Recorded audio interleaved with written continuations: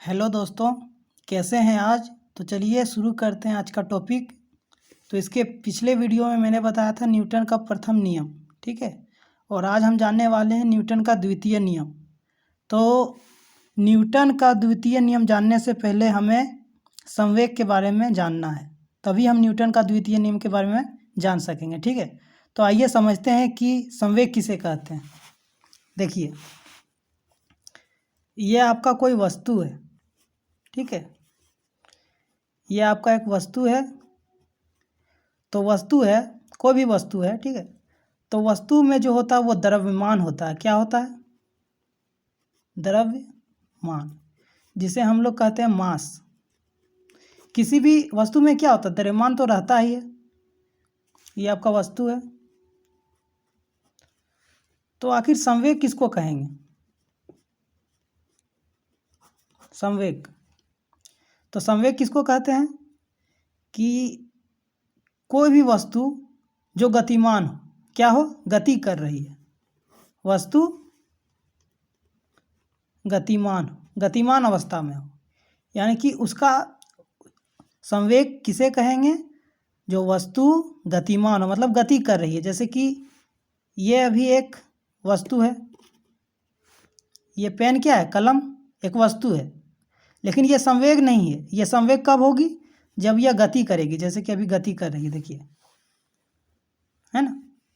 ये वस्तु गति कर रही है। तो गतिमान वस्तु को ही संवेग कहते हैं। सरल भाषा में जो वस्तु गति करे उसे संवेग कहते हैं, ठीक है। तो संवेग किसे कहते हैं? तो जो वस्तु गति करे, यानी कि संवेग बराबर क्या होना चाहिए? संवेग बराबर होना चाहिए उस वस्तु का द्रव्यमान और उसका वेग, जिस वेग से ये गति कर रही है। यहाँ पर वेग है भी वेग से वस्तु क्या है? m, जो भी वेग से गति करे, ठीक है, उसी को संवेग कहेंगे। तो संवेग बराबर क्या होगा?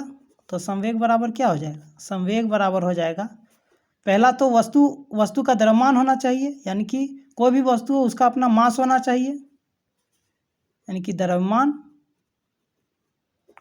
गुना वेग। तो इसी को ही संवेग कहते हैं। सिंपल है कि जो वस्तु गति करे, यानी कि कुछ वेग प्राप्त करे। देखिए, इस कलम का अपना एक द्रव्यमान है। कुछ तो द्रव्यमान होगा ना, कुछ तो होगा। 10 ग्राम, 20 ग्राम, 50 ग्राम, 100 ग्राम।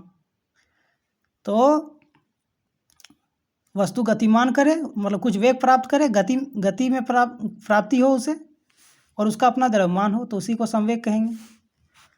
तो हम लोग संवेग को दिखाते हैं पी से। पी से दिखाते हैं। संवेग को किससे सूचित किया जाता है? पी से।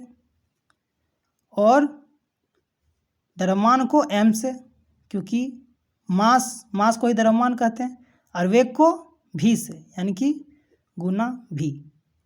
यह आपका संवेग हो गया, ठीक है।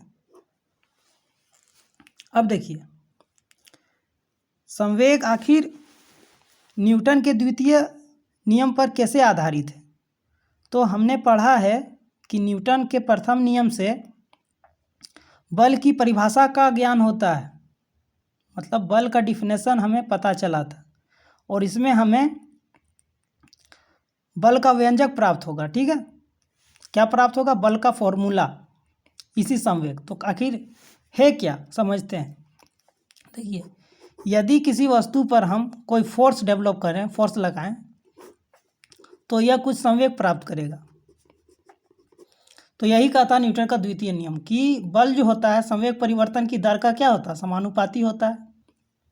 तो आइए इसे विस्तार से समझते हैं, देखते हैं।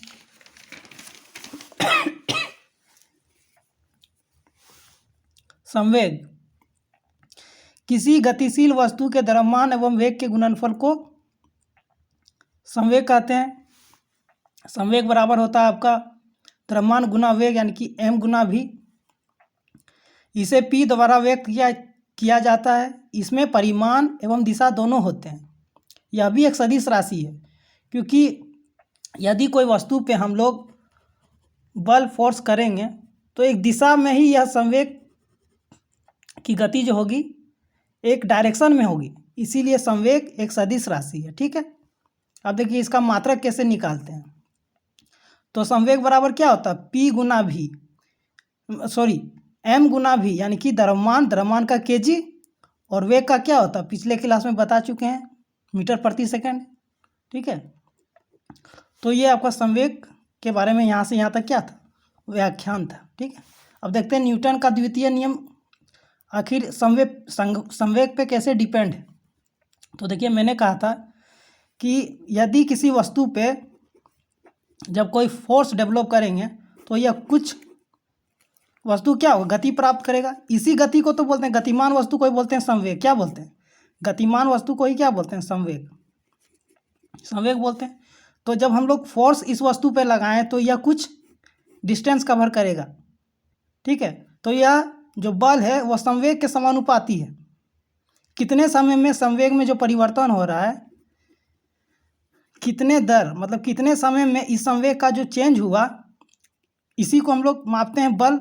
कितना बल लगाएं, मतलब जितना वस्तु हटेगा, जितना वस्तु डिस्टेंस कवर किया उतना ही हम लोग बल लगाएं, तो इससे हमको बल का फॉर्मूला ज्ञात होता है। ठीक है, यहाँ पे देखिएगा वही चीज़ लिखे हुए हैं।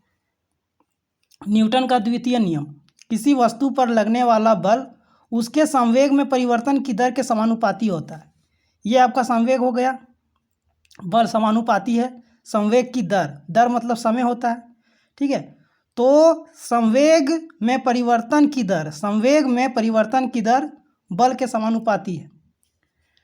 तो आपका जो कहीं भी एक चीज़ ध्यान रखिएगा, जो द्रव्यमान होता है वह चाहे आप चंद्रमा पे रहें, मंगल पे रहें, शुक्र पे रहें, वह हर जगह आपका जो मास होगा वो वही होगा जो आपका है। जैसे कि हम पृथ्वी पर मेरा वजन है 60 kg, तो चंद्रमा पर भी मेरा वजन कितना होगा 60 kg, मंगल पे भी कितना होगा 60 kg, शुक्र पे भी कितना होगा 60 kg।